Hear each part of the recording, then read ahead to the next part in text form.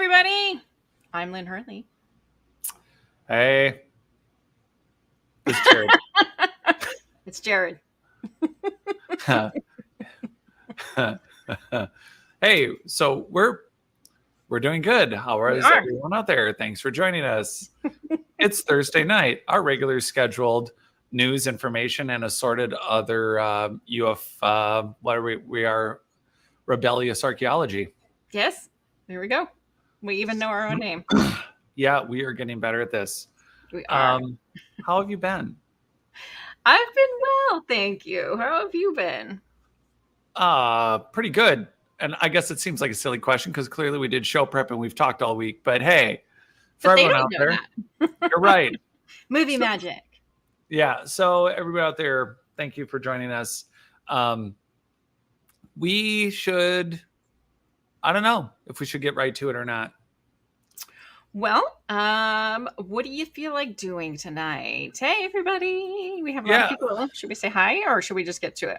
No. Let's start saying hi. I mean, the format for everyone who's joining us at the moment is that we are going to, of course, answer questions and say hi to everybody live. That's why we're doing a live Thursday night show. But we're also going to bring you some, not so much alternative, but archaeological and scientific news that seems to miss the mainstream, that really ties and helps us platform our questions from paranormal and archaeological to alien, sort of what gives us a clear line of sight on our past and our future. And so we're going to do a little bit of news, and then we will be doing a little commentary, and we'll definitely be having fun with everybody here. So yeah, absolutely. And I'm going to start a new little segment that we were talking about, where I might do a little anthropological kind of story, a little cultural story from our ancient ancestors. And were they more sophisticated than we give them credit for? The answer is yeah. I banged 3 rocks at the same time. Yeah. Another girl. That's my background. My background is in psychology, and I also minored in art history. So for me, I always find the culture and the art of a society extremely fascinating, especially our ancient history, at least those that we know of. So that's kind of where I'm coming from. So I thought maybe it would be fun to play off of that. Well, and that's something that for those of you that don't know, I'm sure that there are fans that do, but Lynn, you should go into your background a little more extensively as far as your original degree / your interests. It's I think important. People, we meant for this show to be casual, but the reality is that we both have very much more in-depth experiences prior to just keeping it casual and fun with everyone. But yep. So yeah, I mean, my dad was in the military, so I grew up all over the world, which was an amazing experience for me. But yeah, I got my degree from the University of Massachusetts in psychology. I minored in art history, and then I went to work for Harvard Med School.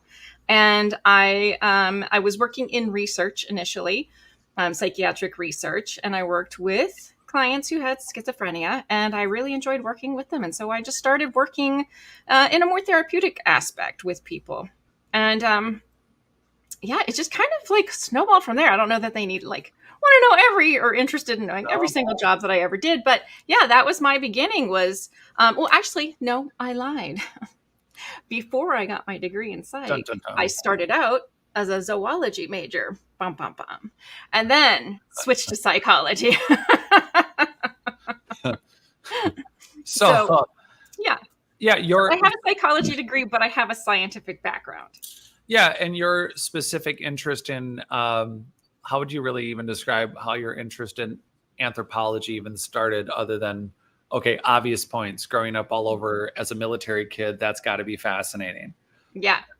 But, well, gosh, when I was 5, I wanted to be an archaeologist. I was a weird kid. No, I would. That's what I wanted. My bedroom is covered in dinosaurs. I wanted to be an archaeologist until I realized, I would have to dig up mummies, and that freaked me out at 5. And so then I was like, you know what? We'll just stay with the dinosaurs. I'll be a paleontologist. That's totally fine. And that lasted for quite some time. And then I wanted to be a vet. So how did my interest? I just find people fascinating. I find people absolutely fascinating. Their behaviors, the way they think, what we think of other people, all of that I find absolutely fascinating. And I also really enjoy learning about history. I love history as well. And I think we can learn a lot from our history. And I think that there's so much more to history than what we were taught in school. And we know this, you know this. History is so colorful. And we always kind of get the like dry, like dates and wars and this happened and this, we have the reign of this family, whatever. But they all have stories, right? They all have stories. Yeah. And so I find the stories really, really fascinating, and the stories behind the stories. Yeah, and also for the for everyone listening, are there aliens or anthropological aliens traveling the universe? It's more than likely that there are. Us in discovering our past, it's not a matter of what we just find in the ground. It seems to be, for those that haven't read the book that I have out, that is, of course, being re-released soon in September. Yay. But what is important is to really table all the facts. And some of those facts go into our genes. They go into these paranormal or UFO things that we think are unrelated. But part of it has to do with prehistory culture that we can only infer from what we find. Yeah. Or maybe memories or genetic memories or recalled memories that we have now. So the reality is there's a very, very, very important element in archaeological research that's really found in what would often be described as esoteric or metaphysical, or, it's like, oh, well, it doesn't mean as much. But the reality is we seem to have these broken glimpses back to a time period that really, when you piece it together with physical things in the ground, we have a much more complete picture of who we are. It's impossible without an anthropological study. However, boy, if there was an area of archaeology or just archaeology in general that the perspective that has so primitively skewed our past, I would say it's, your average 1800s, 1900s, anthropological look at thing on this linear course from the caveman in the Natural History Museum Mammoth Wing to the space shuttle. There's not a pre-space shuttle, pre-mammoth group, which the, megalithic ruins and our genes and our superhuman kind of awakening abilities seem to indicate that maybe we should try to piece it all together completely. Yeah. Everyone. Yeah. That's what we're here for. Right. Hi, Sarah, Enzo, Angie, / my flock is everywhere. Namaste. Akashi, Chris. How are you feeling, girl? Oh my gosh. You're so okay. So let's do a quick rundown. Unless, do you want to talk? Did you talk a little bit about your history and how you kind of got into all of this? Kind of the same thing. Well, no. So yeah, the short is I did want to do that whole dinosaur dig up thing the minute I could. I couldn't think of anything cooler. That, and I was strangely drawn. Ironically, I did not know I'd be doing historical remodeling or design build restoration. I was drawn to the very Art Deco museum in St. Paul, where the Stegosaurus, like the first thing you did was walk into this room with this giant Stegosaurus, but it was Art Deco in style. And so there was this very immediate Indiana Jones connection for me right away about the whole thing. So I always had an interest in it and history because my grandfather was a tank commander, landed at D-Day and was in a tank to Berlin from D-Day, made it in a tank. And so I became fascinated at about first grade with history, and I kind of started learning it from World War II backwards and forwards, and from there it branched out into a lot of other questions. So I just stayed on it from an early age, just constantly asking questions that some people didn't want to answer. Definitely wasn't the most popular kid in communion, and when I was going through all my confirmation stuff, definitely wasn't popular by the time I was a teenager. Could really ask questions from the church. And then from there, it just kind of grew with the violin being one of my primary sources. I was fascinated by sounds and frequencies in general. I was always been drawn to music. And then, I'd done a lot of physical things that all of it seemed more and more, it wasn't a single philosophy from Taekwondo that I was doing to long distance cycling. It was like somehow all of this must relate to a cohesive human system. And, it helps to grow up in an era when Leonard Nimoy was doing In Search Of. That really helps. But yeah, it led to me doing a lot of other independent research, which I know everyone watching may or may not be familiar with, but some of it up to today includes actual field work. When we were in Connecticut, actually, when we were taking a break in between the other filming and stuff that you and I and Michael were doing from Dark Hour, we were in the tall grass in on this hillside with hundreds of cairns, and it was just crazy to see all of it. And I didn't mention this to you, but we kept running into walls of spider webs. So there's a benefit of doing field archaeological work. Giant walls of spider webs that I was trolloping through in my sandals, Lynn. All Oh, right. yeah. You get a little bit of the cool factor back. Okay. And we'd both be walking between a set of trees and bushes looking at all these cairns, and the next thing you know, our face was like, Ugh. and not a lot of people walk up the Cairns Hill, apparently, even though it's a major hiking trail. They don't go off trail. Huh. But for everyone, we are going to be doing a documentary about that and the East Coast snake kind of serpent walls and the America's Stonehenge. So that is a reference back a couple of weeks when Lynn and I were live looking at things in Salem, New Hampshire, and assorted other places, including the Westford Night. Yo. The Westford sketch, the Westford rock, more like a sailboat if you stare long enough and blink. You gotta let your eyes like go blurry, and then you might be able to see something in the. Everything kind of just blends together. Go, that's it. That's the night. That's the one right there. I see it so clear. Yeah. So for everyone out there, that's a little bit of both of our backgrounds, but the interest in bringing you all of this and more. I guess we're kind of starting with the news portion, but we're going to be bringing you just a few stories we find interesting because it relates to a lot of different layers from anthropology to ancient history. And so this first one's really for Lynn. And if you're ready, I'm going to start with this one. Sure.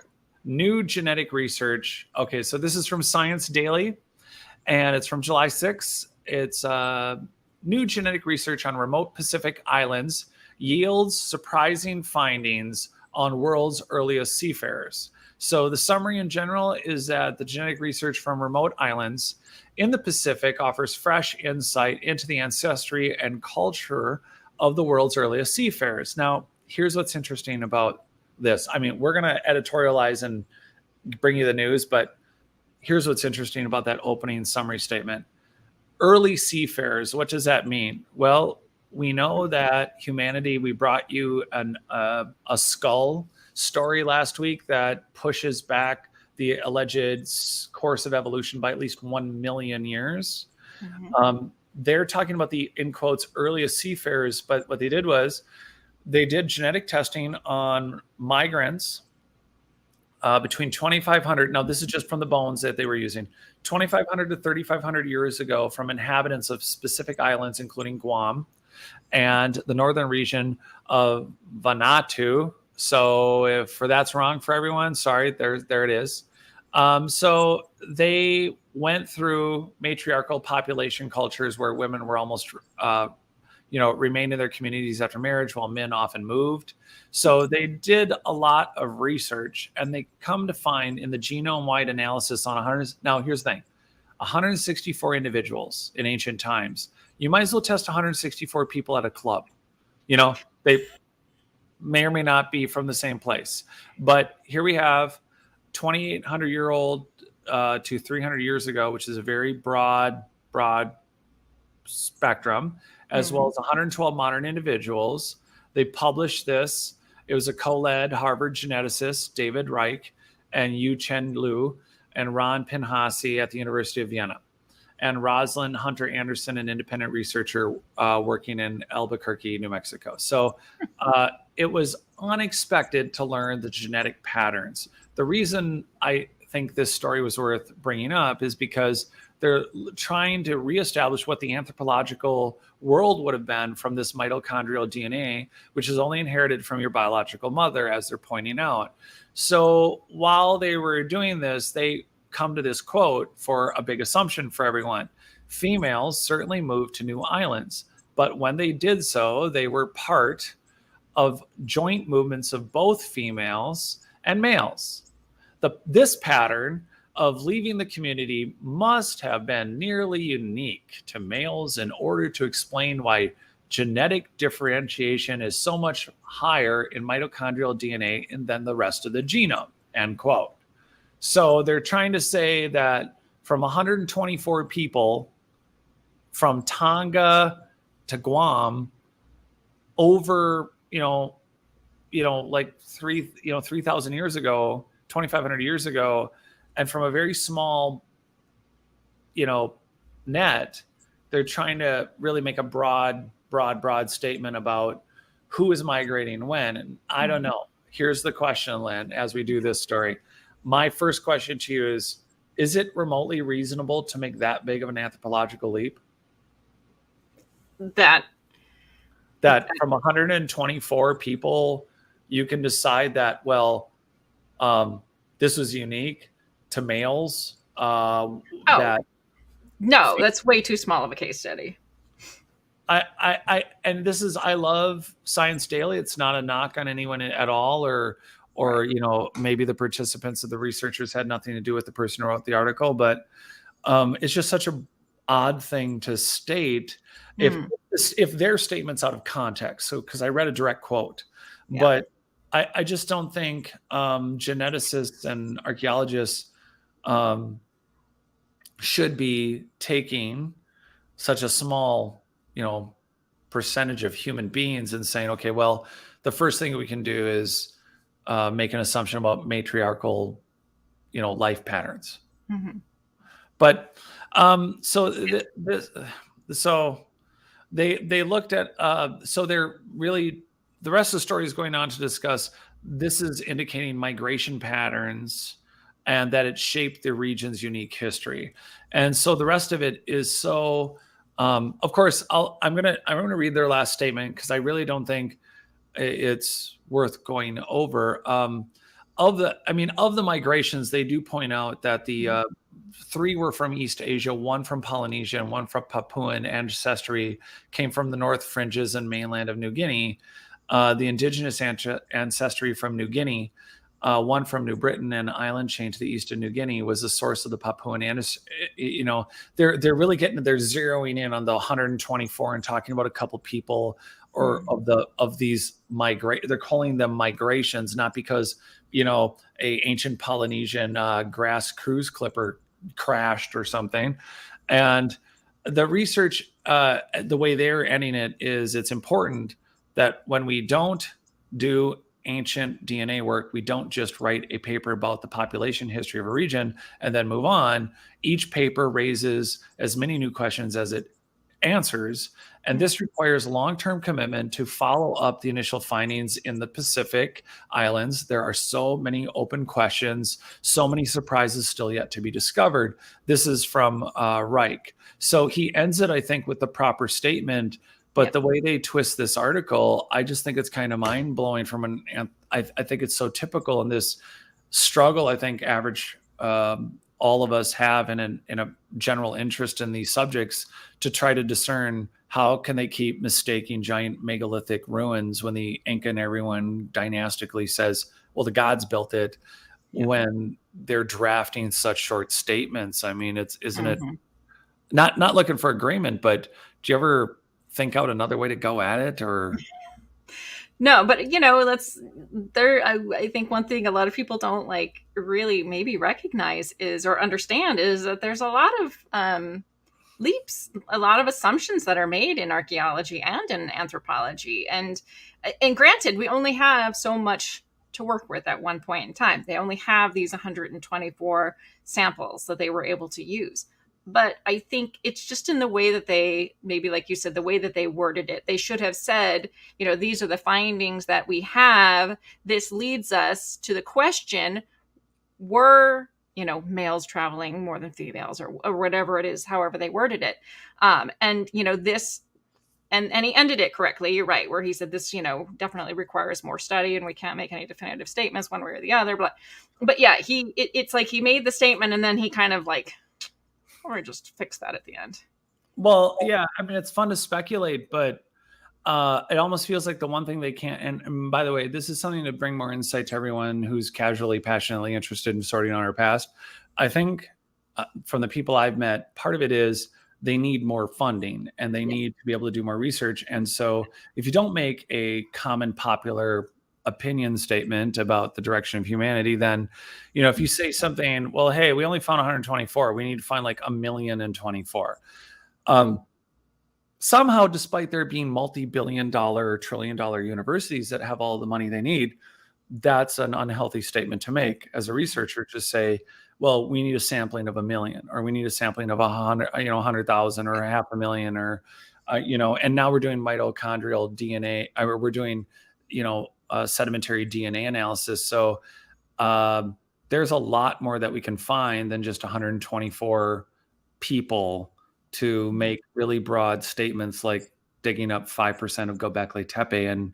And we're not seeing that. We see it in other areas. Like there's always, we got Epic.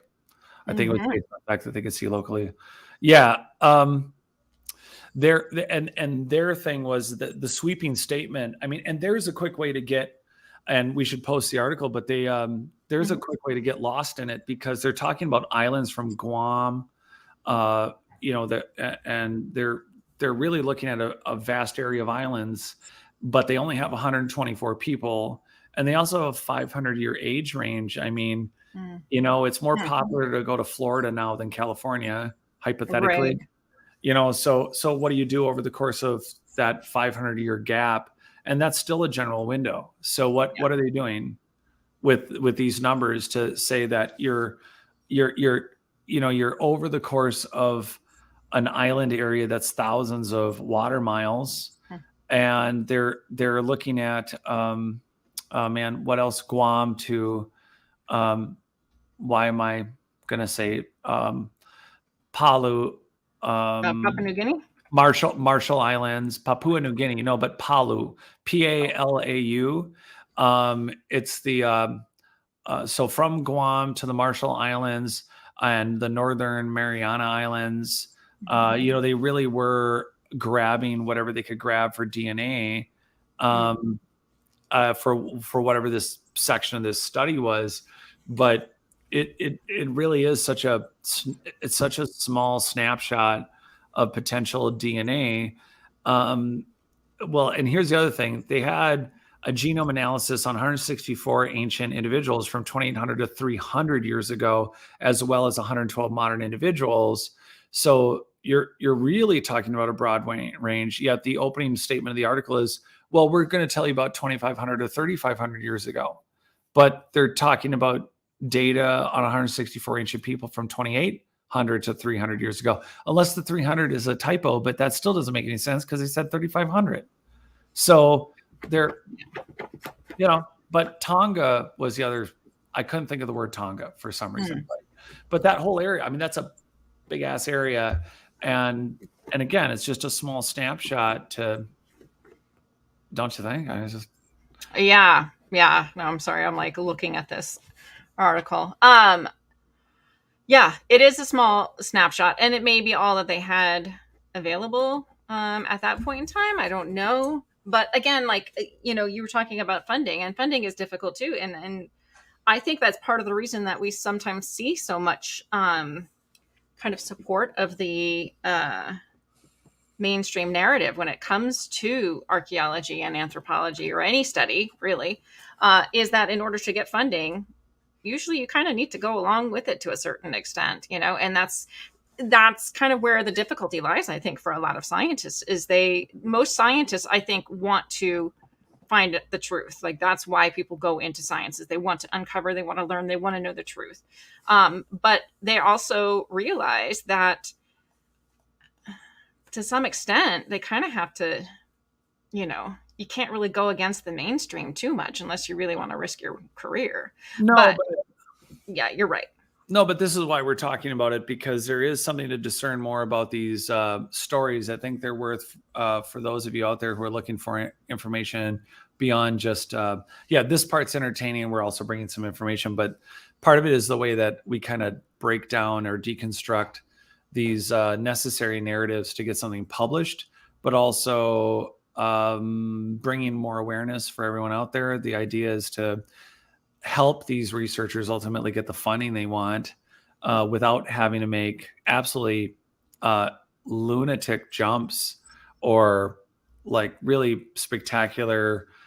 It would have been just as interesting to say you found 124 individuals and we got funded and found this, and this. And you may not, I mean, the story is shaped around where did all these people move? And they must have been matriarchal. That's such a Mhm. leap versus, hey, we found this much diversity. It's only opening up more and more questions. I think it Right. would drive more people to the subject. Yeah, I think so too. I think what they should have put in there was, this leads us to believe there might be a possibility that such and such occurred. So I think, yeah, they just left out some Yeah. Well, keywords. is nanoparticles that can save historic buildings our next topic? Can I cover that one? Yes. Okay, so and again, there was an anthropological spin on nanoparticles that can save historic buildings. So here we go, everyone. Here it is, Vienna University of Technology. This is again Science Daily. The summary in general: buildings made of porous rock can weather over years. No kidding. As a historical remodeler, I can't tell you how badly that they can be damaged. And then historical societies will tell you you can't use cleaners, but you can power wash these old buildings. And then I can't tell you how much more damage is done. But then you have soot and dirt over years from chemicals. But in this case, anyway, back to the summary. Scientists have studied in detail how silicate nanoparticles can help save them. Many historical buildings were built of sandstone. Very true statement in Minnesota. It is easy to work with, but it does not withstand weathering well. Also, some of the pyramids and et cetera, and buildings around all of Giza. It consists of sand grains that are relatively weak bonded to each other. However, it is possible to increase the resistance of the stone by treating it with special silicate nanoparticles. So basically, think of Old English that you use that's been in mom and dad's house forever. Old English actually has polish in it. So a lot of people think it's just a cleaner, but it actually has stain in it. So there's a light Old English and a dark Old English. So the reason it kind of gives this extra little shine when you wipe it on something is because it's leaving a chemical residue. So even in a simple way, if you've ever used Murphy's floor cleaner or Murphy's floor oil, again, you're not wiping just off the dirt. You're putting something down that's actually on a micro layer laminating the floor with something that's going to make it look clean. Yeah. So yeah, in this case, this is pretty neat. They get into the different various ways the chemicals are really going to work, and they're applying it. In this case, Vienna's St. Stephen's Cathedral. But again, they're doing things with these. And I'm just going to get down to the summary so we can get on with kind of the opinion part of this, is that they're able to show the smaller the nanoparticles, the more they can strengthen the cohesion between the grains of minerals. That's in quotes. So that means, and then one more quote, if you use small particles, more binding sites are created in the colloidal crystal between two grains of minerals. And with the number of particles involved, the force with which they hold the minerals together thus also increases. So what matters to us about this is we've talked in the past about scientists have been able to learn to grow bricks out of bacteria. And that would mean that if you wanted to grow a stone into a shape of something like a building, and in this case, brick, my extrapolation from that was we had some asteroids and some things flying through our solar system that gained a lot of attention, that they were not natural, that they may have been artificial life, that they were maybe a satellite. And my thought is that if there was already an advanced society, growing brick would have been already on their to-do list. And the reality is that what we think of as a spaceship may be or could be maintained by a living, growing bacteria that could form into whatever shape we wanted. And one of the things that we've talked about, and I've never talked about this before, is what would be the difference if you had created a geopolymer, where a lot of times these ancient megalithic structures, they've said, hey, we poured concrete and that's how we build the big blocks. But what if they grew some of these blocks and or when they were doing repairs for the thousands of years that these buildings were functioning or functional, like the one off this, off of Cuba in underwater, or Tiwanaku. The reality is that this article, the reverse engineering side of it, says, well, we need to be looking for binding agents and chemicals between the granules of what we think is solid stone to find out whether or not it's more intelligent. Just throwing it out there for everyone. Food for thought. That was my exciting contribution to. No, that was exciting. That was interesting. Definitely. I mean, it's funny because, yes, I know like sandstone is kind of considered fragile. It's easily crumbled, but then you think about it, like the pyramids have been around for thousands and thousands of years. So, I mean, they're doing pretty well. Like considering. Yeah, there's the Bay in Cadiz in the Mediterranean. This has come up a few times. There's been some documentaries about it. Again, material science researchers in Europe are a lot more open, it seems, than at least the ones we're dealing with between Britain and America. But they found a Teflon, in quotes, Teflon-like surface on a thousands of year old marina in Cadiz that would not grow barnacles, had not patinaed, had not aged, and it was thousands of years old. And then there is also in the Osirian, there are chambers that appear to have an epoxy finish that, again, there's been no material science research on. And the same thing with the stone spheres.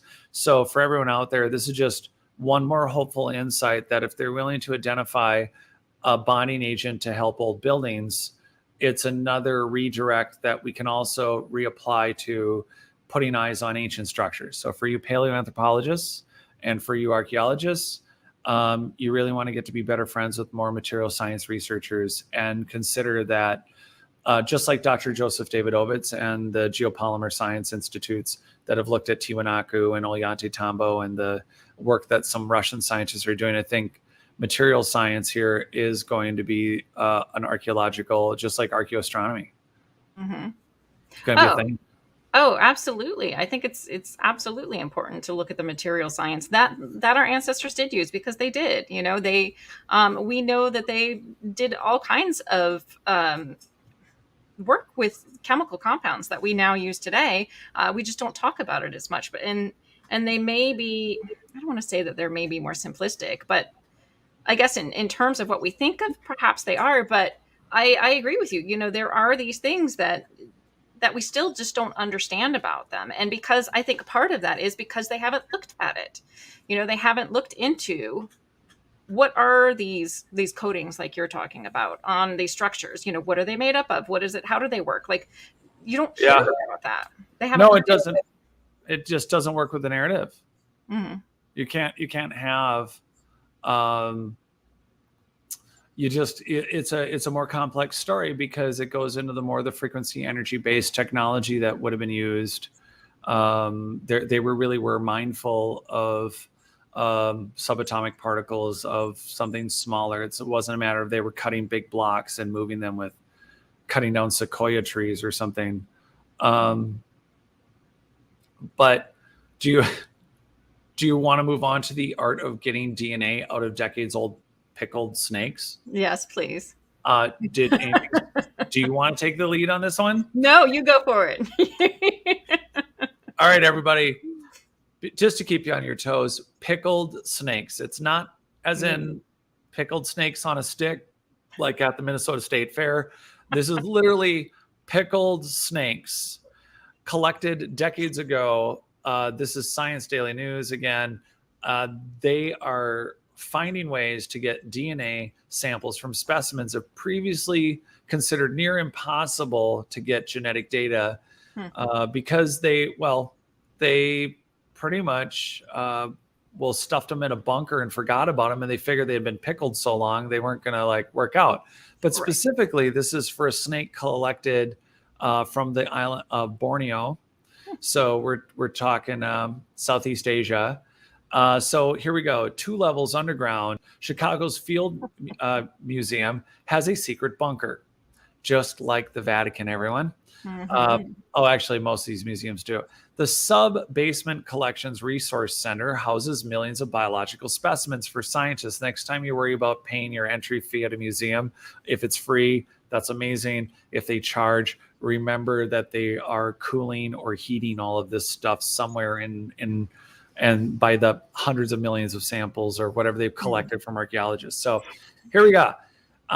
They have collected from around the world to use in their research, including countless bottles and jars containing pickled fish, lizards, snakes, arranged like a library. This is not exactly Hogwarts, but it's pretty much some Harry Potter stuff. So pickled lizards and snakes and assorted other things that have been there, some of the specimens for centuries, nearly perfectly preserved by combinations of formalin and alcohol. But the process that preserves the tissue often destroys or at least makes acquiring DNA pretty much impossible. So that's bad if you're trying to study genetic relationships between organisms. Well, so a new study in the Frontiers in Ecology and Evolution, however, reveals new approaches have been able to get usable DNA tracks and sequences. So as they're going to put it a lot more exciting here in a second. So here we go in quotes.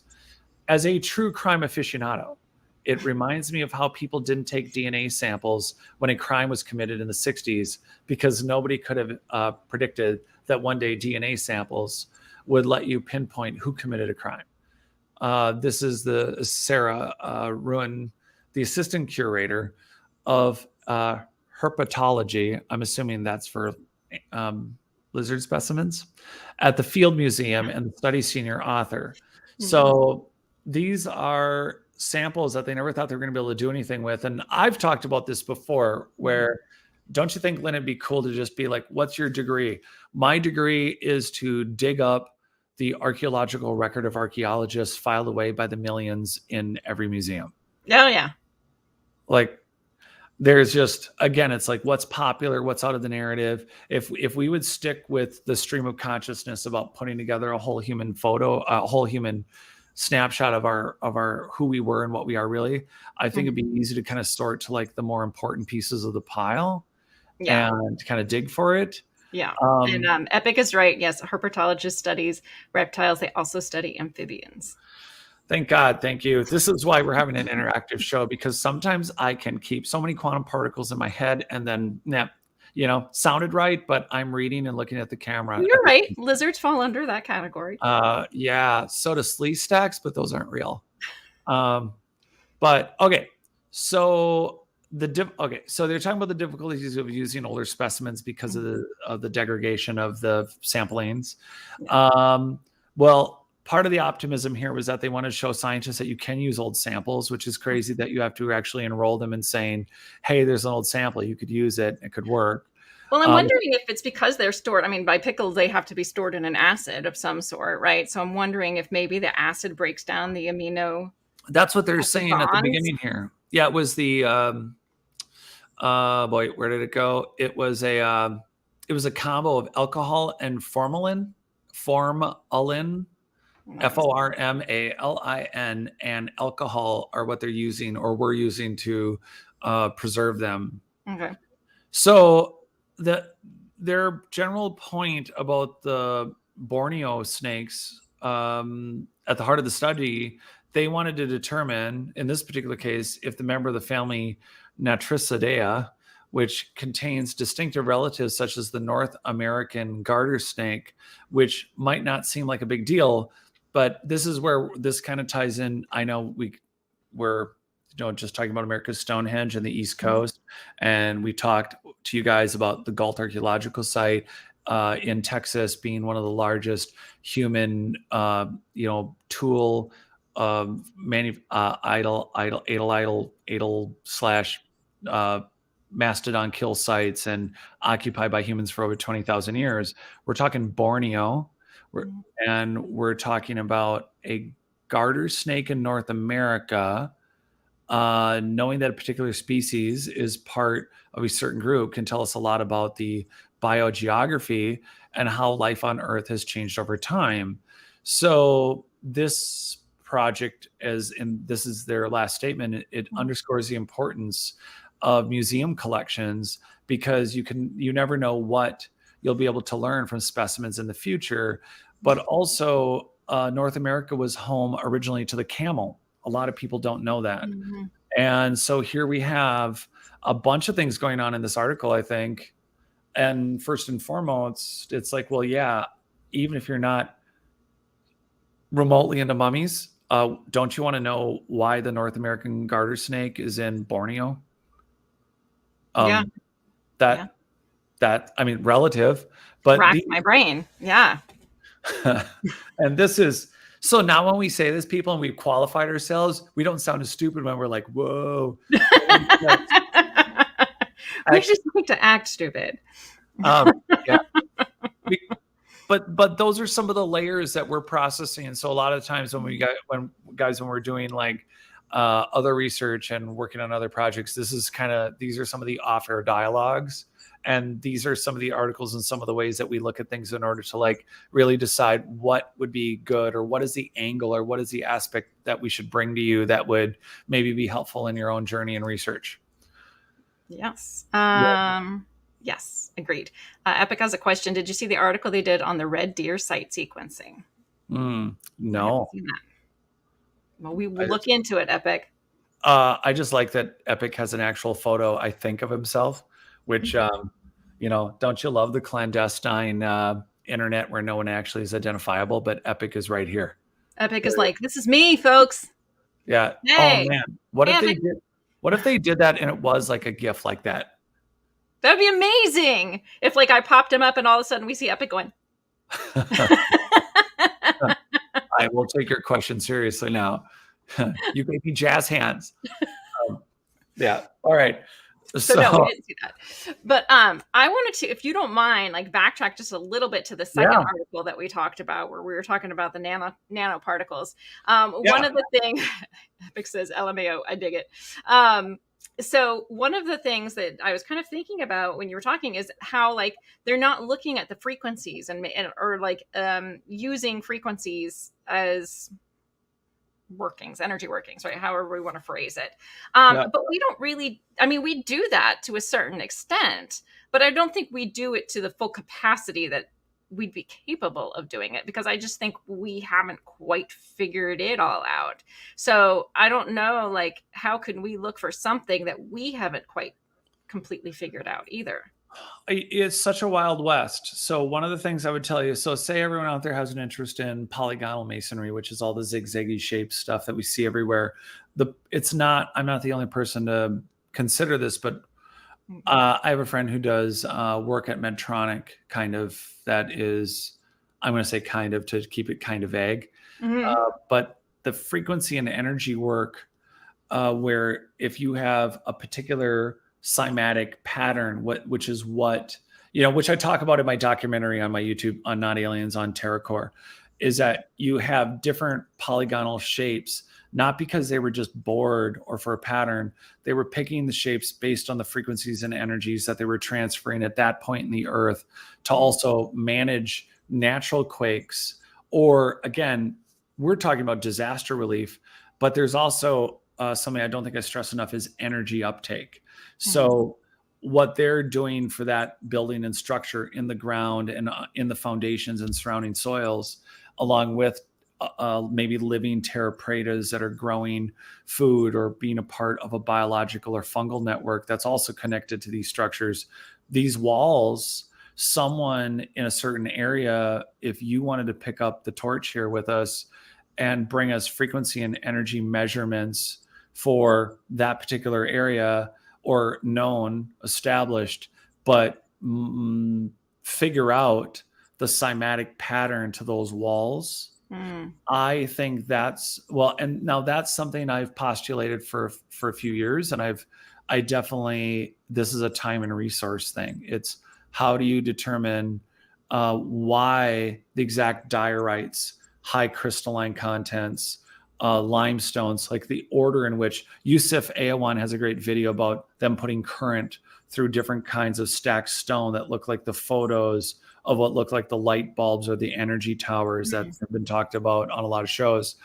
And they're doing that using these different stones. And what's the corollary also between what we don't know about, which is the missing structures or technologies that were attached to those finished walls, but we're also missing any eyes on the very first article, or what we talked about, those nanoparticles, what's in the structures, along with the obvious the oversized crystal contents, the density and everything else, and the shapes of the blocks. How is all of that working together to send and receive signals, send and receive information, cancel earthquakes, defend against scalar weapons, or God knows what?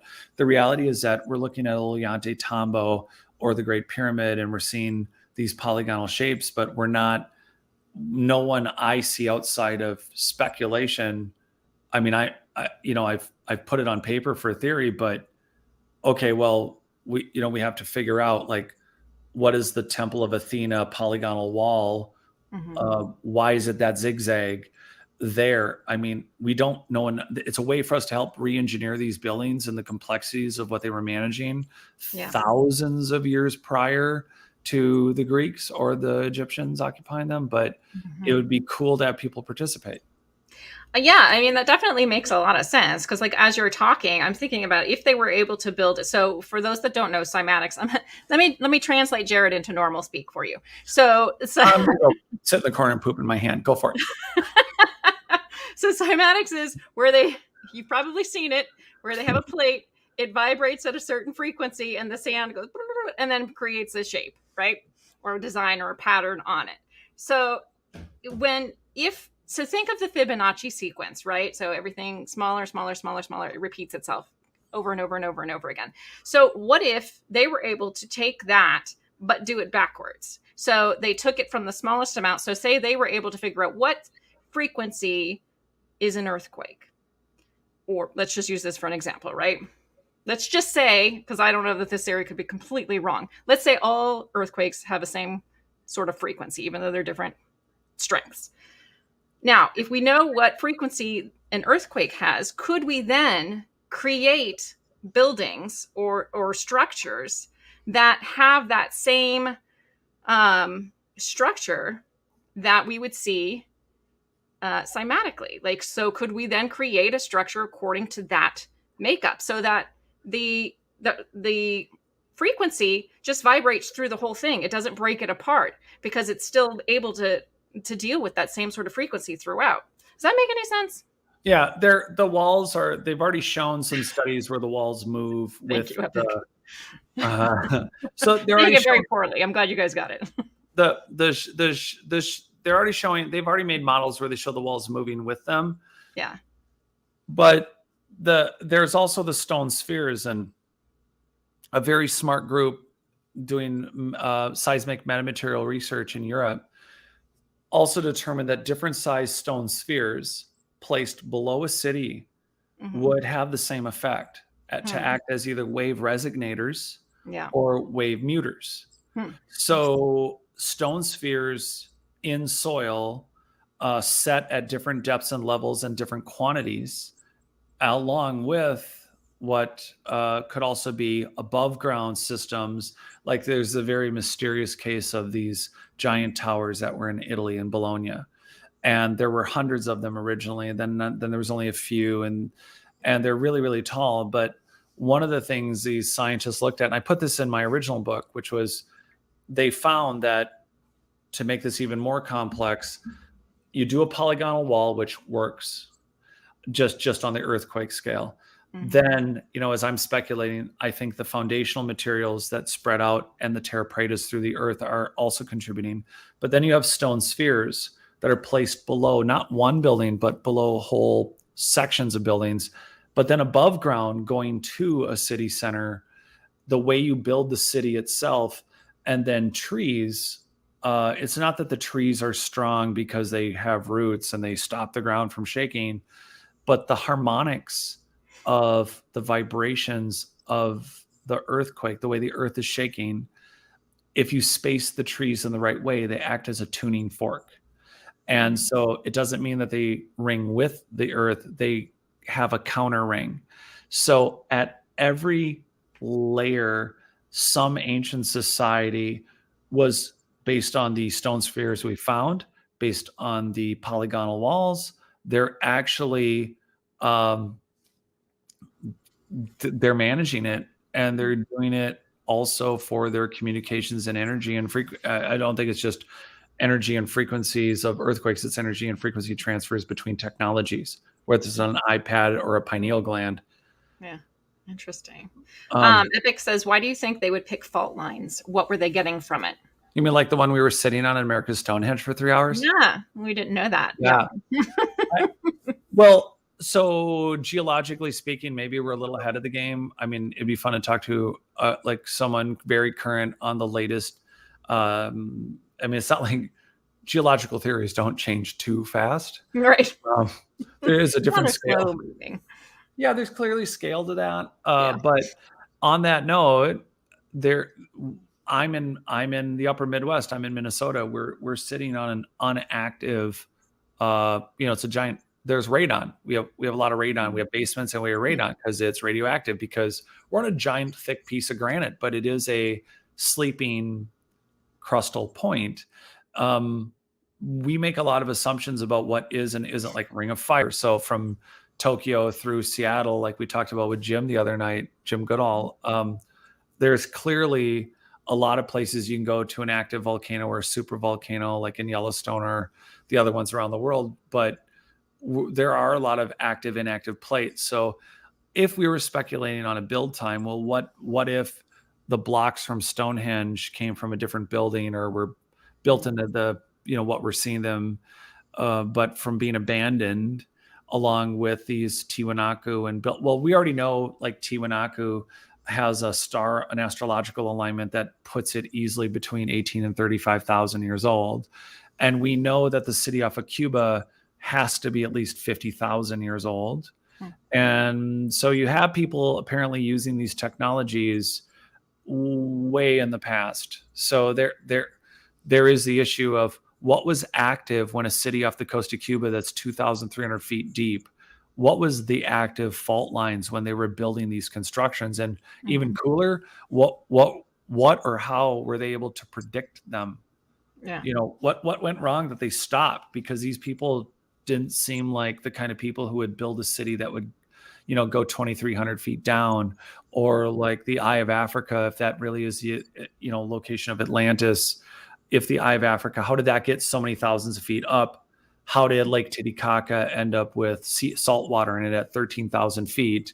Yeah. And, so what was all this displacement time frame during a building period that may have gone prior to Mount Toba, the super volcano exploding? If we're referencing the Hindu Vedas, if they were built, 75,000 years ago, then what? I mean, what are the fault lines? Are they identical? Are they? I mean, they didn't think Pompeii was going to go, did they? Whoopsie. I told you not to go to that timeshare meeting. It was so cheap. So I don't know. It would be, that is exactly the question. It's like, what were the decisions to build in certain areas? I mean, if we trust our modern science at all, what are we doing living in California? Right. San Francisco and LA continue to still move together at the course of an inch a year. It's crazy. Your gas mileage isn't going to improve in your lifetime, but something's got to buckle. How the hell are those? How much loose rock is there that those two cities are moving together like that? And the San Andreas Fault is more faulty than we look.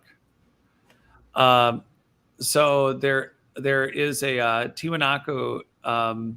There's actually a program on it from even the 90s. There was some great research done that shows some of the alignments at Tiwanaku lining up to significant alignments 18,000 and 35,000 years ago, which of course pisses off standard academics.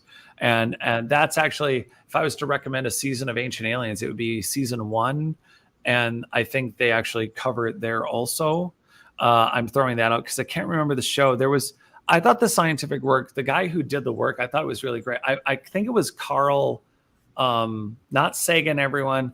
But Muntz, I think he did the work. I think it's Muntz. I'll remember it. I hope I'll remember before the end of the show. But that is a very odd thing, because when you stop thinking of these dynastic peoples having these places for the last 3,000 to 6,000 years, and you start giving the Egyptians and the Sumerians some credit for saying, look, we're 36,000, the Egyptians said that they were 36,000 years old. They had a 36,000-year-old king's list. Yeah. And it constantly is written off. So if you start getting back to that point, are those the very, very first survivors that came back across these destroyed cities? I don't think they're the ones who built the Sphinx I think they're just the people who found it when it was already ruined, like that city off of Cuba. I think they all relate to a lost whatevers. Moving on. No, I agree. And that is one of my big annoyances, like my big pet peeves, especially with the Egyptians, because they were such good historians. And, they're sitting there saying we have a king's list 36,000 years back. And what do we hear from mainstream archaeology? I think that's off. I know. Well, look, they used pi, but it was a coincidence. And they were really precise, and they like to do things really hard, but they don't know numbers. Right. What? Yeah. Which is it? They can make square. So they're really good at making shit square, but they don't know pi. But they don't know how to keep track of moons, stars, years. Yet when they said, oh yeah, we had a king for 30 on, the Sumerian kings list, it's not a list, everyone. There are multiple kings lists found. And a lot of what we know about Sumeria was actually found in a Syrian king's library.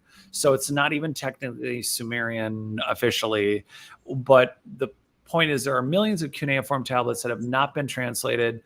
Of the ones that have, the Epic of Gilgamesh is in it. So that's in the Bible, but it's pre-Bible.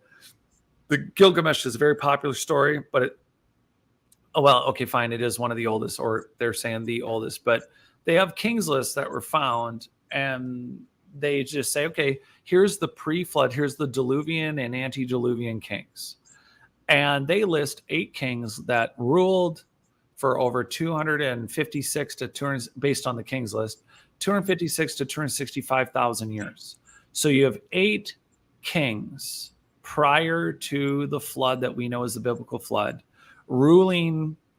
And maybe they don't mean Sumeria, maybe they mean the world, maybe they mean a different society, but they list off people who were living for over 30,000 years, at least ruling for over. It doesn't say people died younger and that only the rulers did or whatever, or that they didn't live.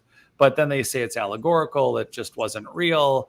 And then you have post kings in the Sumerian kings list living or ruling. They're listed for 1,000 years, 8,000 years, 10,000 years. And I always was fascinated by the Bible. Jared is the second oldest name. Methuselah lived the longest.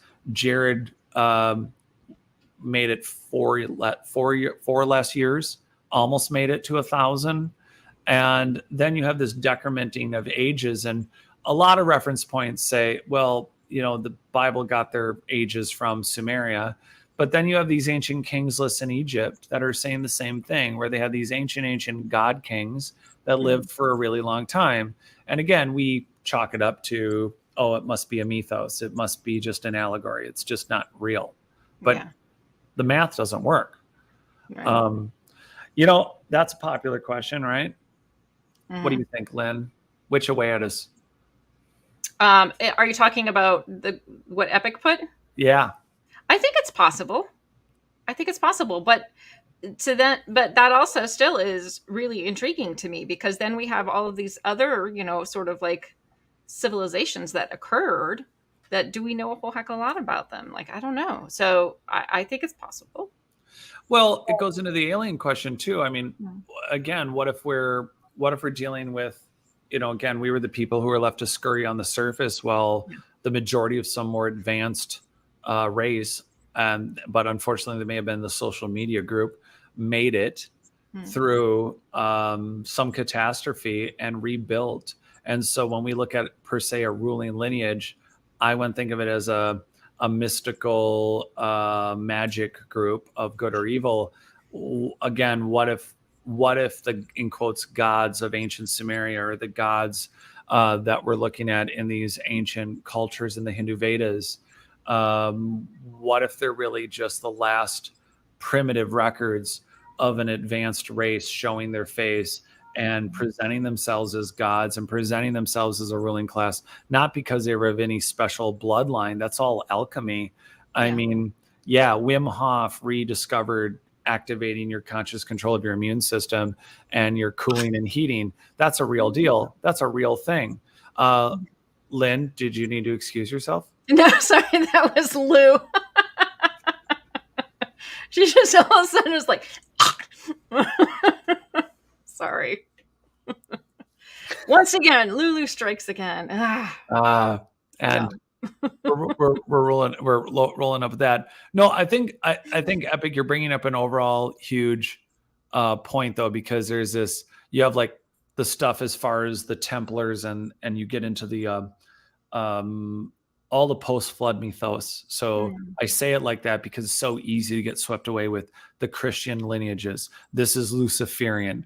Oh, because we know more than satanic. It's not as simple as satanic. It's Luciferian.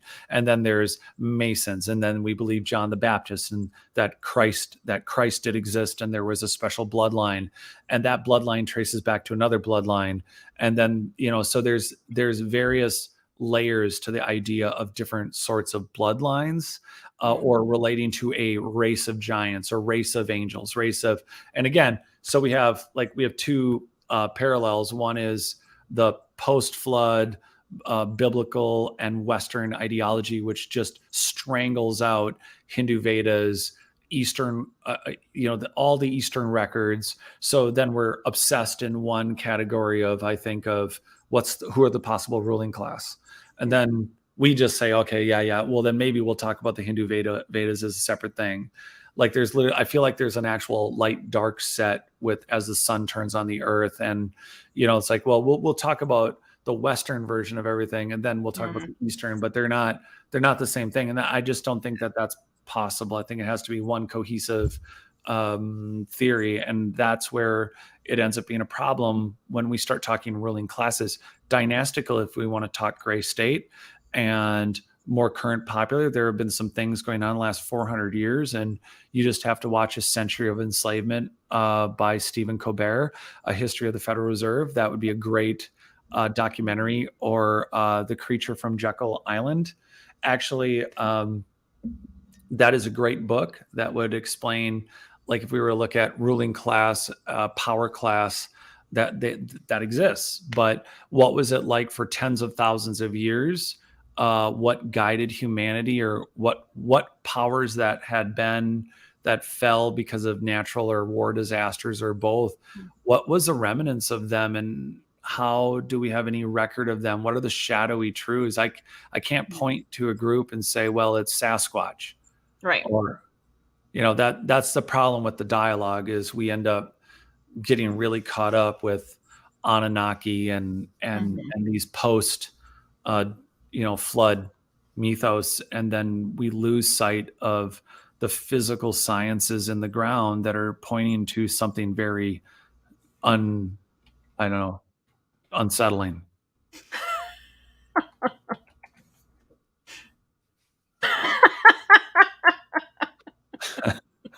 Okay, squirrel. Squirrel. All right, so have we missed any questions right now? No, I don't think so. Would you like to move on to the Aztec creation myth? I think you'll enjoy this because it actually kind of goes along with what we're talking about right now. Yeah, do it. Yeah, do it. All right, everyone.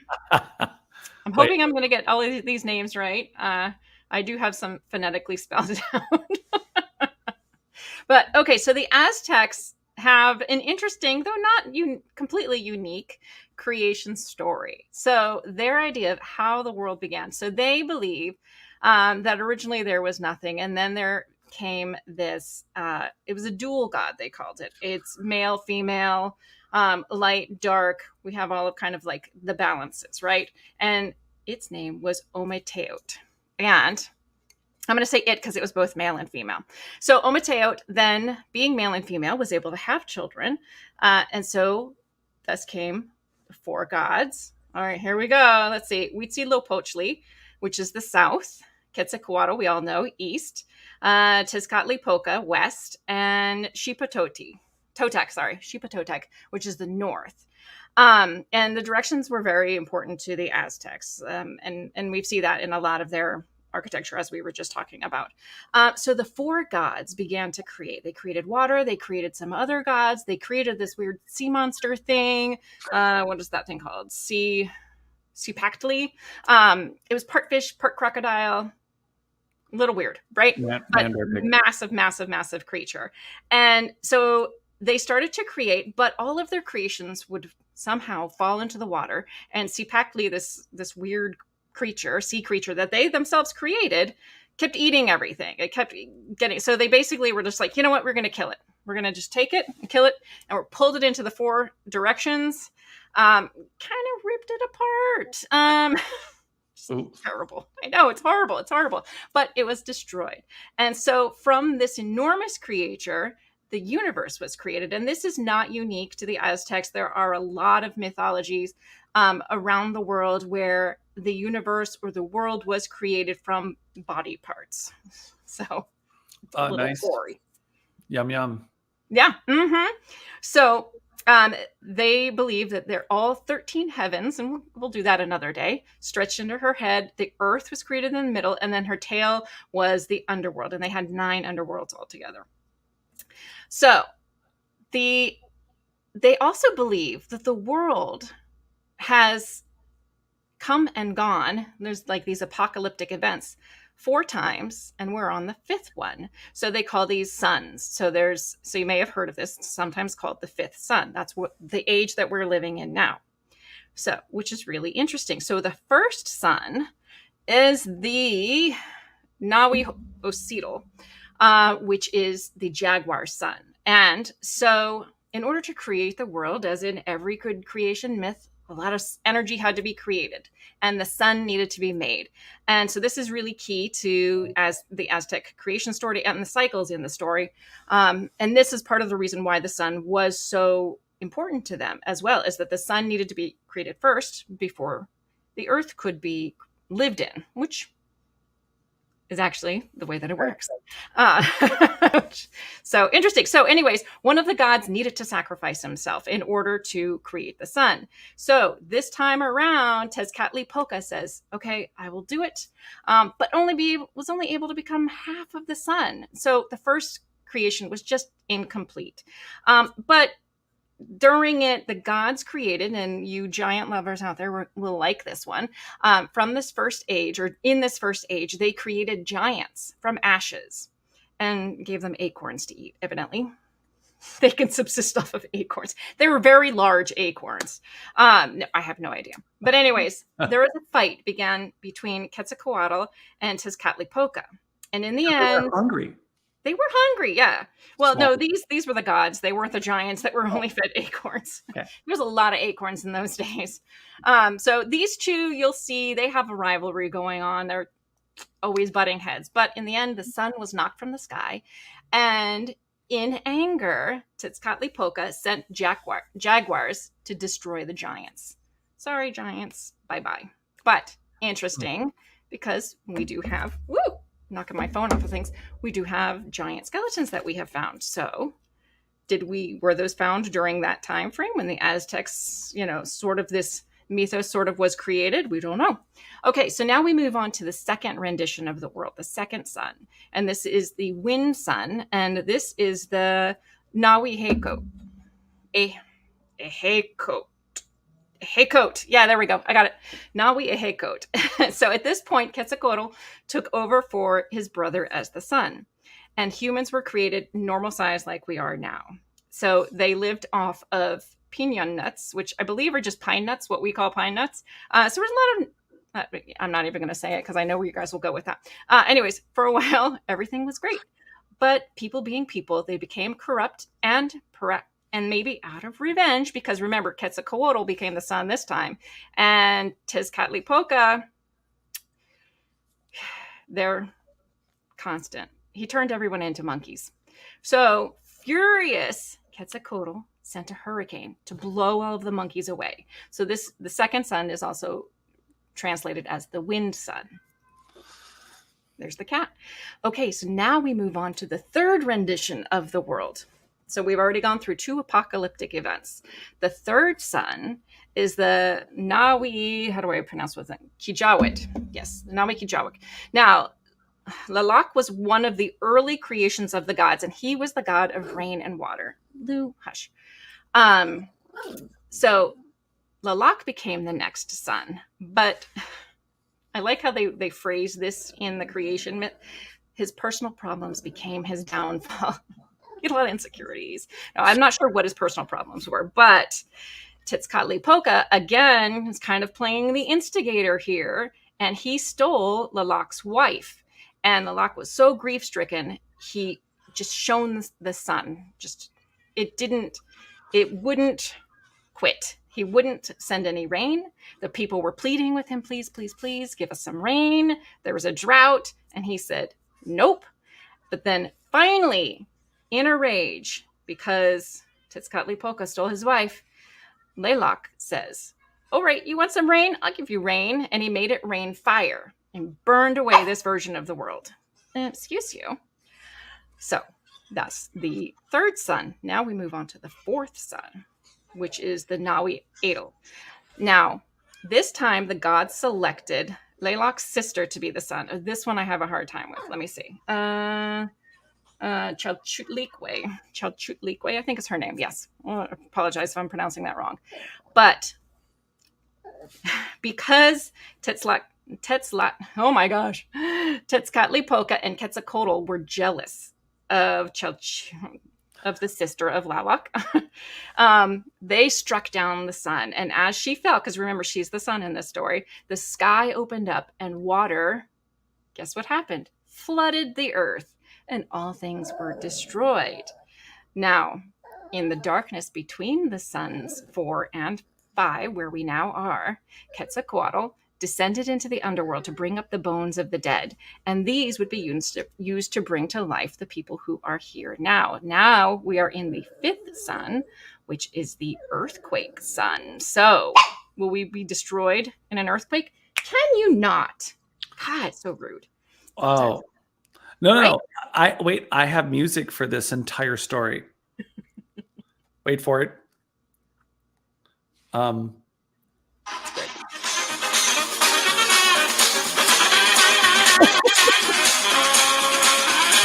then he blew the monkeys away. Oh, wait, there was a hurricane. I'm the sun now. This is exactly how the world actually functions. Have you seen science? This lines right up. Okay. It's awesome. How do you know if you're dealing with a dynastic understanding at a very 10 to 20% consciousness level of what was once 100% conscious humanity? Boy, we nailed it. Hungry, hungry jaguar. Hungry, hungry jaguar. But I also think that I don't know that they were necessarily, I mean, they could have been at a 10, 20% consciousness, but I think that there were some remnants of, ancient history that was kind of coming down through this. Because we have the flood, we have the fire, we have, different things that we know have happened on the earth. And so how are they getting this accurate? How are they knowing about giants? There's the other thing. Definitely there were people, there is some early accounts of even Easter Island, of there being every race on the island by the time it was in quotes first visited, before it became slave traded and everything else. They said there were people there with red hair. There were white people, there were tall people, there were giants already on Easter Island, as an example. But again, it's you have a dynastic interpretation and understanding of here's the problem. There's things that feel right. We know they're right. We're all listening. Like there's something about it. Like it's that whole Graham Hancock, we're a species with amnesia. So there's a part of it that it's not right, but it sounds right. Like there's something true about it. And then there's the truth of the flood. There's the truth of this upheaval. And there's clearly been multiple epochs of it, because we had Mount Toba go off. we have these cities. It's not just off of Cuba. There are Mhm. other very large ancient cities like off the coast. I mean, it's quite a ways off of India. They only could have been above water 40,000, 35, 40,000 years ago. Yeah. So this, and that would have been in a recovery period because Mount Toba went off 75,000 years ago. And Right. we have the genetic record of Denisovan and Neanderthals, and we have these elongated alien looking humans. All of them are on the planet and they're breeding together, at least not the Paracas specifically, but Mhm. genetically we know Denisovan and Neanderthal were in the human lineage 50 to 75,000 years ago. So clearly something happened where everybody was making do, or there's some really graphically horrible things going on also. But Mhm. there's clearly this great catastrophe, multiple periods, Yeah. but it dovetails well into a more cohesive story Mhm. because our only option to get DC and Marvel comic books to work together here is we have to have jaguar eating giant jaguars fighting Ganeshi Hindu Indian flying monkeys that are blowing away. But so Okay, the who monkey one, yeah, the monkey one a little weird, but no, granted. But they have the giants. But they're talking about the flood, right? They're yeah, talking or a flood. They're talking about it raining fire, which could be a volcano eruption, it could be a meteor impact. yep, Um, there could be a lot of different both. interpretations. Yeah, both. You never know. Um, Like, but yeah, this is really fascinating, and they are saying that the sun had to be created before they could create life on Earth. well, what's also interesting to me is that we know when Mount Toba went off, it caused a nuclear winter. Mm, So if you were in a period of time, if you were in a very primitive but toughish, just tough as shit group of human beings, and you actually lived through the actual ice age post Mount Toba, and you lived long enough to see a partial sun through ashed out sky after surviving in God knows what for thousands of years, and you lived or have a remnant memory of there's a verbal tradition of the sun kind of appearing through a dark screen. That's a possibility. A lot of these primitive people's creation myths, as a surviving culture that were not included in the rock cut, laser cut, ruined bunkers that Eric Von Daniken's trying to explore with Buzz Aldrin 40 years ago, 30 years ago. What are we talking about then? Are we talking about the original creation stories, or are we talking about the humanities that survived on their own despite there being very advanced humans that are still flying around in spacecraft and did build a polygonal cymatic giant society that they screwed up? So these primitive myths to me are very important, like you're saying, but the Inca can't be 100% right. The Hindu Vedas aren't 100% right. The Bible's not 100% right.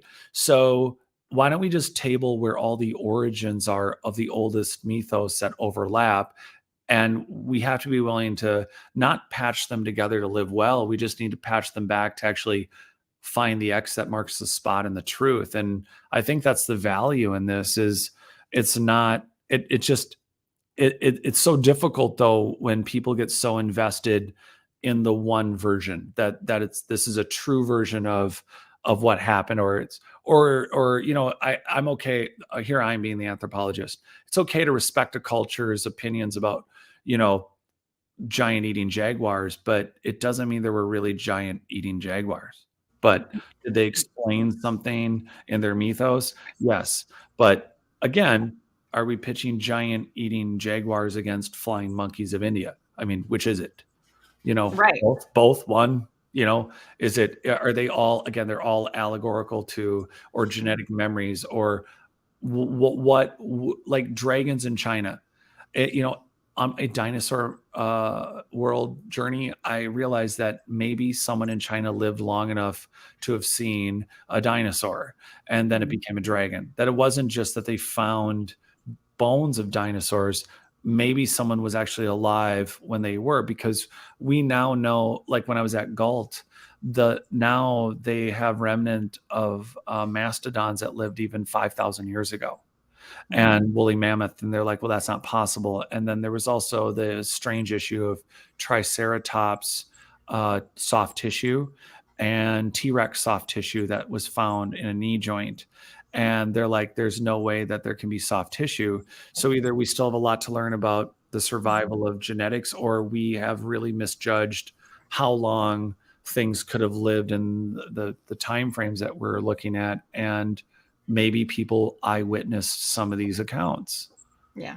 Well, I think But it's both. I think we have yeah, a long way to go, and we have misjudged the timeframes because, I mean, you and I both know, and everybody who's like kind of looked into this or is interested in any way, shape, or form, you see they keep pushing the timelines back further and further. And, you know, perhaps they're doing it slowly because that's what they're comfortable with. It makes it easier for them yeah. to do, as opposed to saying, you know what, we were really off on that one.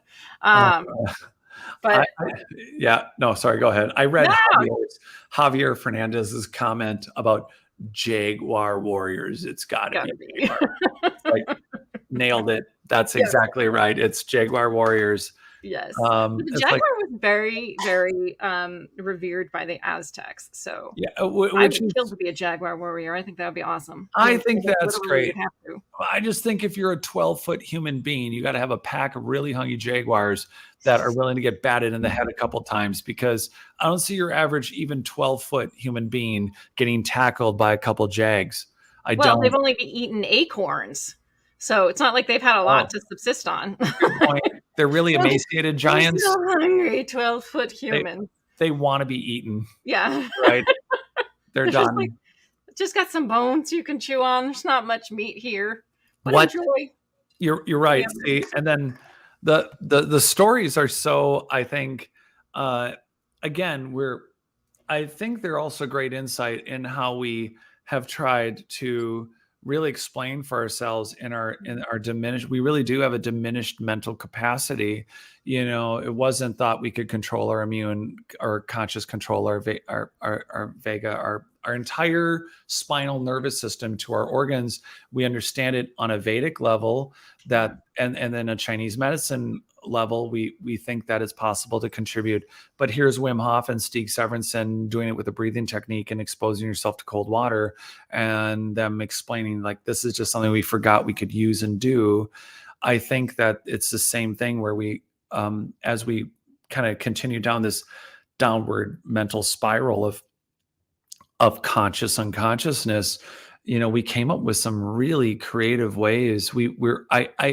I think half full, the bizarre explanations of our existence by primitive cultures is more of our fight to not forget than it is that we're stupid or that we don't understand. It's absolutely part of our fight to remain conscious of our Yeah, past. absolutely. Because you've got to remember that these traditions were passed down orally for the most part until we got some written language. Yeah. And so, it's like the game of telephone. These traditions are, and the mythos are going to slightly change over time as well. But what is really interesting is that there are a lot of similarities between different ancient cultures' creation myths. And I think that certainly we can't dismiss that either. And we have to look at that, and some that look into sort of the same sort of things that we look into, like giants or Yep. ancient civilizations that have been, destroyed by an apocalypse or something. I think that I agree with the dog and you that this is all possible. There isn't a reason to negate the similarities. More so, it's just okay. Try not to jump to early anthropological ideas. I think that the field researchers deserve more money. And I do think that should be put out there like, hey, thanks for sponsoring the study. We're going to get this magical window into this small item, but hey, we'd really like to, wouldn't it be cool to map out, 10,000 or 20,000 or 30,000 years ago? I mean, the Galt archaeological site alone could use the research money, and gosh knows how many bones or how many dinosaurs or Paleolithic creatures that may have been roaming and being killed or eating that may indicate, again, a primitive trade route doesn't mean there weren't advanced societies around. I just think that the story of our recovery is more adventurous and more complex than what we even give that credit for, because those people who were reduced to Neolithic, Paleolithic living, I don't think that was something we came up II, I think, was something they were thrown back in. Yeah. No, I agree with you, but I do think that these, especially the creation myths, are important and we can use them as a guide. I mean, for years and years, people thought that the flood was a myth until we found that it. Can Yeah. you hear the cat going now? No, on an Anuki, the vegans built the pyramids. And what did he just say? I don't know. Hold on a second. Um, Computer. Let's see. Hold on. what is Oh, vegan? vegan and did Yeah. the design too. Exactly. I just like that meme I sent you about, that the Great Pyramid was built before Isaac Newton invented gravity, so the blocks didn't really weigh much. Mm-hmm. I thought that was a great meme that somebody sent me. But yeah, there's a lot to go at this. I suppose, do we talk about us or Salem, New Hampshire quick or no? Sure. So again, there will be tickets. I will be doing a 3-hour lecture near America's Stonehenge in Salem, New Hampshire, the 24th of September. That means there will be tickets on sale at notaliens.com. We will also have, when we do these shows on Thursdays, it will be officially Rebellious Archaeology. And our awesome graphic designer sitting there with the loud Dr. Doolittle farm there is getting those graphics up and running. Yeah. So yes, if you'd like to also check out officially, if you are watching from Not Aliens, this is our mashup show, Rebellious Archaeology. So that is our code of effects for it. And it's something that for those of you who are Rebellious fans or Not Alien fans or both, you will be able to correct people and know that this weekly live show is for you guys, is for us to interact, and is a mashup that will always be broadcast on both our channels. Mm-hmm. So yes. There's some new info. And we barely talked about 4 articles and we did an hour and a half. This is, I know. We want to bring you guys news. Feel free to leave comments or feedback. The reality is we can do a few more specific stories that we can drill out. I think that when we do some of our more produced work, that might be more fun for you guys to watch independently. This is supposed to be a live and fun show. Yeah. And if you have come across any great articles you want us to take a look at, feel free to email either one of us. That would be fine. Yeah. I would love to see that. So interesting. Yeah. Well, do we do any outros or do we answer any more? Oh, let's see. Epic says, don't forget to read the Red Deer DNA article. Epic, I won't, because that's very interesting. Yeah. Yeah, I'm definitely going to look at it. That sounds, thank you, Javier. Especially some of the comments, they had eagle warriors too. Jesus, you're funny. He says, think about the Borneo snake when you read it. I will. There's a lot of odd things about animals that make no sense. Like, how did the camel go from North America to everyone thinks the camel's from over there and it's from here? It's most bizarre. And yet we have no camels left. I know. And all of it, the short-faced bear and the leopard, there was a bunch of things that got wiped out in America that were here right around the Younger Dryas. And then they get wiped out along with, in quotes, the Clovis people-ish kind of wiped out. And then, we see everything on the other side, but we don't see it here yet. It was there's a lot of things we could talk on that. Yeah.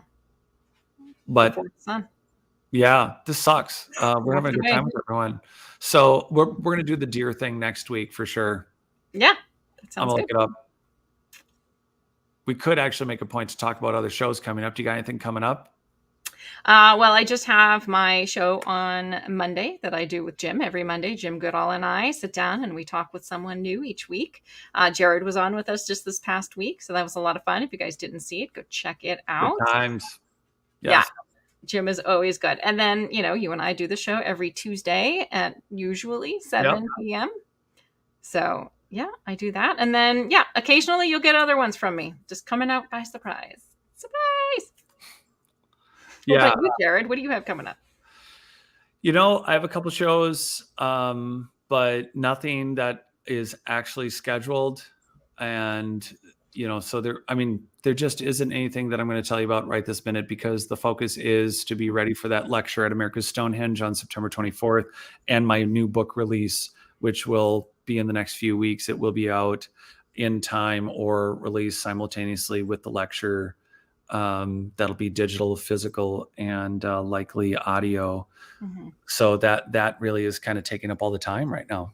Yeah. Yeah. And if you guys are in the area or just want to come for a fun little trip in September, come out and see Jared give his 3-hour lecture. I'll be there as well, cheering him on. Thank you. Yeah.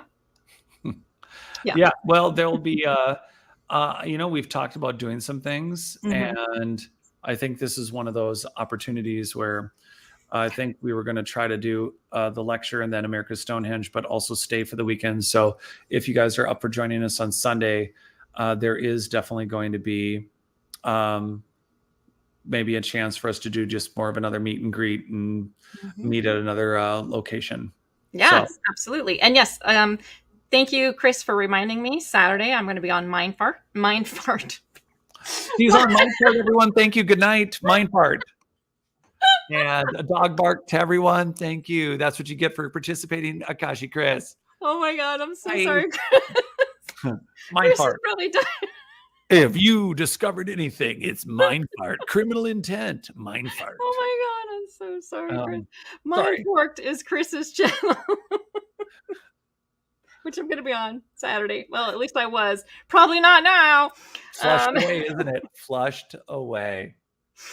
But yes, Paul Hynek will be on. That's where Lynn will ask you some questions. Yep. Sorry, where we take the topics and wipe them front to back. Always front to back. Oh my God. The things that like... And she's sober. We could do this drunk. Yeah, this is sober. Can you imagine? Actually, you can if you go see my old show, Paranormal Spirits.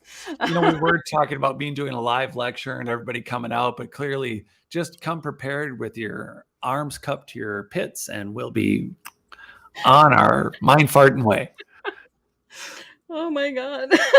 So yes, but yes, Paul Hynek is going to be on there too.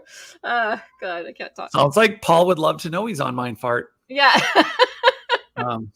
But Paul is awesome. He's, for those that don't know Paul, he's J. Allen Hynek's son, and J. Allen Hynek was the astrophysicist that was involved with Project Blue Book. So Paul is amazing. I love Paul. He's a friend of mine and he's hilarious. So yes, go check. Please, everyone, go see Chris's show now that I've destroyed the name of it. Go sounds see like Mind Forked. Yeah, it sounds like Paul knows a lot about swamp gas. Yeah. Yeah. It's never ending. Okay. Yes. Thanks everyone for joining us. Thank you, everyone. We still need like an intro and an outro. We'll get one, guys. Mind fart. Oh my God. Okay. I'm never going to live that one down. Okay. Until next week. Yes. Have fun, everyone. She's finding the off button while I wait. Thank you, Tupacabra. Yes, Tupac. He's alive and lizardy. Yep. Oh my God. I'm good. I'm glad. I love Chris. She's laughing. That's good. All right. Well, thank you, everyone. Gas, Lynn. It's been such a gas. I am just randomly adjusting myself in my chair. No, I'm sweating now. Oh my God. You want to end this pain or continue? No, yeah. Can you please just end it? Because who knows what will like come out of my mouth? I have to, you're the one who has to pause. You started it. All I could do is leave the studio, like just out. Seacrest out. Just hit the. No, we don't have any. Everybody. It feels so like crazy. Okay, goodbye, everyone. Bye.